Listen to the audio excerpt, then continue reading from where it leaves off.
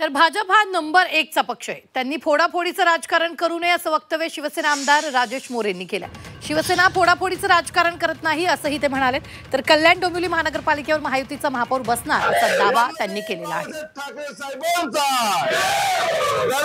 खरं फोडाफोडीचं राजकारण एक नंबर असलेल्या पक्षांनी करू नये. खरं तर मग त्यांना वाटत असेल की आपले काही पदाधिकारी फोडून या कल्याण डोंबिवली महानगरपालिकेवर आपला महापौर बसवावा.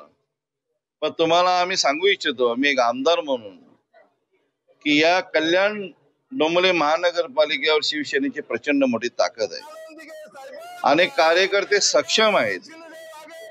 आणि मग तुमच्या माध्यमातून सांगू इच्छितो की या कल्याण डोंबिवली महानगरपालिकेवर महायुतीचाच भगवा झेंडा फडकेल अशी तुम्हाला ठामपणे सांगतो.